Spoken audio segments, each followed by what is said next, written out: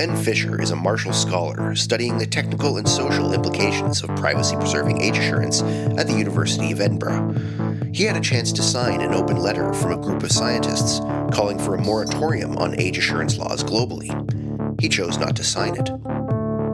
I'm Joel McConvey, and on today's Biometric Update podcast, Ben Fischer explains his decision. Ben, you got in touch about a letter signed by more than 400 scientists now, which kind of lays out their objections to age assurance technology and legislation that's related to it. So maybe, I know you opted not to sign the letter, and so maybe you can start by telling us a bit about yourself and your work and your perspective on this statement on privacy-preserving age assurance. Of course. So we're chatting on my side from a currently quite sunny United Kingdom. I'm here as a Marshall Scholar, spending my time researching both on the cryptography and cybersecurity side, but also on the public policy side, how we can make age assurance more privacy preserving and more easily implemented to better public good. I was privy to the letter in its sort of final forms, and look, foremost, it's a warning, which I largely agree with. A warning that if age verification policies are passed without careful consideration of specific risks, that new regulations stand the chance to cause more harm than good. Those risks fall into two main camps: the security risk and the social risk. We can start with the security risk. Foremost, there's the capacity for nation-level age gates to be circumvented by VPNs or barred credentials, or even by video game characters. Those circumventions are especially risky because they may funnel minors into alternative services that may do more harm to their privacy and security than without them. The letter kind of also warns that truly interoperable infrastructural age assurance requires the injection of new trust architecture into the internet, which simply doesn't exist today and whose legality sort of remains somewhat untested, which is all to say that there's no guarantee this works. There's also this set of social concerns that we just don't know yet whether these sort of wholesale content restrictions will have an outsized benefit on youth well-being, which may be the bar for these policies to end up being worth it. But, as a member of Gen Z myself, I have my own sort of qualitative opinions on that, which I'm happy to chat about. But, these are outcomes which may take a number of years for us to sort of fully comprehend. Now, the outcome of these concerns in the eyes of these letter writers is that we should stop deployment completely until a consensus is better reached on the benefits and risks of these policies and these implementations. That's the part that I am unconvinced by quite yet. Okay. I think that the path that we're on, as opposed to one where we place moratoriums on these questions, can still lead us to more private digital footprints, to sort of healthier digital outcomes, and I think more broadly to safer online lives. I think we should see some of these challenges as ones that should sort of cause some amount of real retrospection and reckoning, but also as a constructive opportunity rather than a reactive one. Yeah, that makes sense. Sometimes, I cover this sector quite closely, and sometimes I think that when people say stop it altogether because there are risks, I wonder, if there was a open pool for many years that people kept drowning in, and someone said, well, we could put up a fence, and then everyone said, well, people will just climb over the fence. I mean, that sort of seems to me to be the nature of the argument. There is some regulation or some dissuasion is better than none, surely. And you seem to be suggesting that that's the case, that we should be pursuing this further rather than moving away from it. Is that fair? That's right. Part of the reason why is because I believe, and maybe this will sort of come to be true or not, I'm happy to be wrong, though I hope I'm not, is that many of the implementations, the protocols that we had the capacity to innovate on because of these kinds of regulations may help us not only provide, what age gates or better age appropriate content or any one of a host of child safety sort of gifts, but also might help us better prepare for a future on the internet that is full of a whole other set of authenticity and identity and assurance related risks with the onset and acceleration of AI. So we're at this point now in the sort of maturity of our understanding about social media, where we're finally coming around some sets of consensus, however controversial, about the harms that are, that they're causing kids and communities, and also as to the technical and political steps that we can take to do something about it. And we're coming to those sort of mature realizations at the same time that a whole new life cycle of innovation is just getting started, which poses a whole set of potentially interrelated or questionable challenges. And there's like one example, I think, of how these things are so demonstrably intertwined, how age gates and AI sort of really seem to fit together, which is that one of the early seeming revelations from the Australia's age gate requirements enacted last December is that kids are turning to chatbots at super accelerated rates. And even 2 years ago, the landscape, the threat assessment of what age gates may or may not do has changed, that we're now in a world where we may imagine that in a couple of years, we might look back and we might say, well, at least the kids were talking to each other.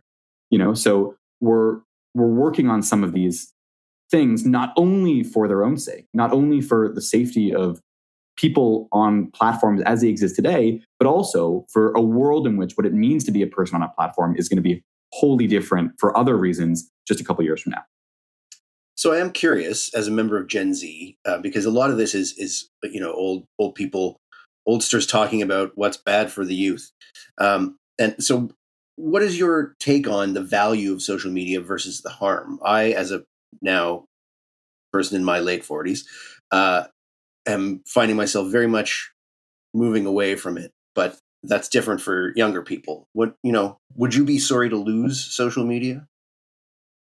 Look, I'm 24 at the time of our conversation. I am the anxious generation. However, that's, wherever you might draw the line of where that is, I think I fit quite squarely in it. I was cyberbullied at a time when we didn't really have a language for what that uniquely meant or what it could uniquely do. I remember in fifth grade when some kid in my class got a Facebook account as a gift for his birthday. And like, that was a whole novel idea. And I think it's my earliest real memory of social media being this like fulcrum for social intrigue and connection and curiosity and status. And I'm here now at 24 trying to use social media much less. I think many of my peers are in the same situation. But I think that the social media that I had to reckon with as a kid is really different than the social media that kids need to reckon with now. So in one sense, I do feel like I really am the sort of, one example of a whole host of living evidence of some of the early missteps in the design of social media platforms. But I'm also older, I think, than a population, my younger siblings included, that are experiencing a whole different set of levers of risk. When I was 13 years old, social media meant a set of friends and followers, largely of people that I knew. And we have turned from this sort of friend-based feed to a discovery-based one, which is introducing a whole wide set of uncertainties that social scientists are working really hard to comprehend now. So I feel like I am, on the one hand, very much opposed, I think, to or worried about the impacts of social media as I experienced it as a minor and as I experience it today, but also wholly conscious as the ways that it's still changing. And we're still constantly trying to catch up to what the current set of risks or dangers or fears or responsibilities are. Happy to chat more about that, but that's maybe some instinctual gut emotional answer.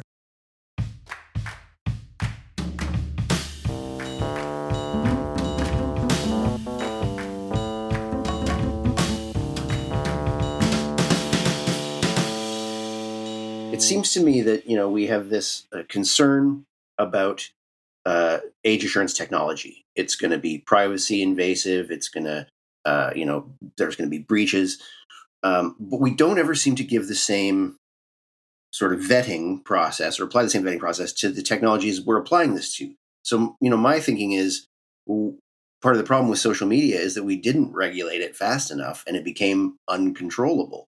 Now, this may be happening with AI too. And I wonder, are we looking in the wrong place? Should we be looking more at these companies and saying, you can't actually do that, rather than trying to say, well, you do all this stuff and we just have to gate which people can access it?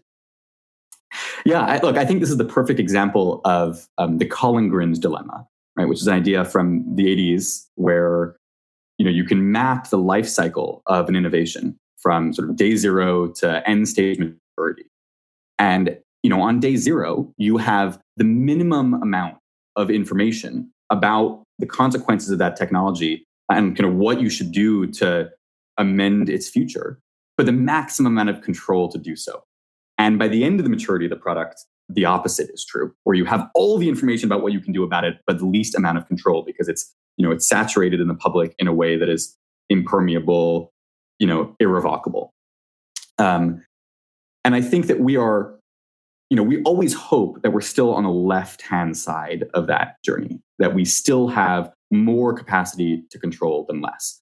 But our moment for most ripe opportunity is at those two trends intersection, where we have just the right amount of knowledge and just the right amount of control. Maybe this is the tech hopeful in me talking, but I think that we still are there with social media. And we will be there with AI. These things are brand new. There has not been a federal data privacy law really passed in my lifetime. And I feel like I'm still born pre-social media as we know it now. At least before MySpace, if that's like the relevant marker of whether I'm Gen Z enough to make that claim. But I think that we can see a lot of these questions as whether or not we are really past a point of no return or not. And I stubbornly refuse to believe that we are. These technologies, these networks are new. AI is evidence they're changing all the time. And there is nothing to say that we can't rethink these things from first principles. Hope. I like it. I want to talk about trust, because trust is really kind of the core piece with so much of this discussion and so much of this technology. And I always like to point out to people that, you give your money to the bank and trust them that they won't just run away with it. You get in an airplane and trust that they'll get you from A to B without crashing. Can we get to this point with something like biometric age assurance, even with regulations on AI? How can we get to a point of trust where it's sort of normalized on both ends, where we can trust people because they're actually trustworthy? I think that one answer is maybe not the easiest, which is that the degree to which it's not true right now is primarily a product of newness, right? We're on the front lines of this sort of quickly emerging technology, these quickly emerging policies, at also a time when the harms feel particularly urgent and the willingness to respond to them feels particularly sort of bipartisan, right? Or at least nonpartisan, wherever you may be. I think that we have a plenty long history, airplanes included, right? Where we start from a basis of distrust with systems. It's definitely true for the internet too. If we think about the transition to, SSL, right? We have this history of building up through sort of active and passive demonstrations, public trust in these systems. There's a paper all the way back from 2001 about public perceptions of risk with e-commerce at a time when there was questions about how widespread might a base level of trust be in providing credit card details to unknown or third-party providers in anything from buying a book to buying, SaaS. And, those concerns, I think, are very true for the concerns we have today, all these years later, which is sort of three main categories that also, I think, speak to some basic cybersecurity principles of security, right? Whether data gets intercepted, whether it's transmitted correctly, and then whether it's used correctly. And so much uncertainty and public distrust around age verification now seems to broadly fit into these categories, right? Which is, even while we are giving up so much more and so much more intimate data about ourselves to either these very same platforms or to a whole network of unknown platforms, we are adding a new layer of uncertainty around how definitive signals about our identity are getting properly both stored and transmitted and applied and shared or reshared and used or reused and so on and so forth. And so I think that we really can get there over time and with steadfast and clever combinations of targeted policy and thoughtful cybersecurity integrated technology. But we're not quite there yet, mostly as a factor of newness. Do you have any thoughts on that end, on the new ISO IEC standard 27566-1 covering age assurance technologies? Have you dug into the standard at all? Do you think that standardization is something that has a key role in this, or? I'm definitely not the foremost expert on these standards enough to opine to the specifics of where they are now, but I can talk about, I think, standards like these more broadly, which is that while we try and think about what it means for age assurance implementations to be robust, to be privacy preserving, we're relying, I think, on this web of both long-standing and emerging infrastructures, which I think present sort of long-standing basic cybersecurity and sort of threat assessment questions. There's some fear, I think, that we may be reticent to embrace privacy-enhancing technologies as a form of implementation here, in part because the way that it might fit into sort of actual patterns of use, actual technologies, is still being determined, right? My research right now is on how we might build certain usability schemes to take zero-knowledge proofs and actually apply them in ways that are familiar and reusable for users. And some of these things demonstrate the need for these standards to be flexible for emerging protocols, of which there are many and many more to come, but also reflective of sort of the tried and tested methods of data standards and data protection, which are sort of required, I think, for these things to be put at scale, right? We don't want to be mandating technologies which are meaningfully untested or meaningfully unscrutinized by the security and privacy community, but at the same time are capable of reflexivity to upcoming and fresh privacy-preserving protocols. Yeah, I definitely agree with that. We're nearing kind of the end of our time period, so I want to ask more about your work. Where are you taking this debate and this discussion? What do you see your role as being in the ecosystem? Yeah, thank you for the question. We're seeing in real time battle lines being drawn for what age assurance means in the coming years. And it can feel right now, in some ways, limited or otherwise, that you're kind of either staunchly in this privacy and civil liberties camp, which makes you feel like you're at odds with the safety first community, or you're in that safety first community, this community of advocates, of policymakers and parents and the public who want something better for themselves or for their kids. And that camp feels too like in order to sort of fully embrace their own position, they have to somehow end up at odds with this other well-meaning group. And I think that right now we're at a point when the privacy and the safety communities are kind of speaking past each other, or at least speaking over the level of what implementations actually look like and can actually mean. I hope to sort of help be a bridge between some of these, that actually, we can speak the technical language to the social science first approach of documenting harms and coming up with policy to respond to them, and vice versa too, that we can acknowledge technical limitations, technical risk, technical challenges, and integrate them into thoughtful public policy whose foremost objective is to still make people healthier online, both for the platforms as we have them now and for the networks that we can imagine in the future.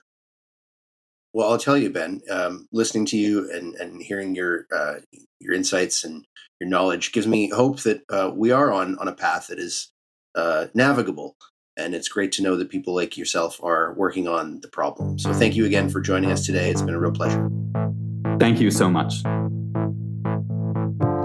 Thanks again to Ben Fischer for taking the time to share his insights. And thanks to you for listening. For daily news on the rapidly changing age assurance ecosystem, be sure to visit www.biometricupdate.com.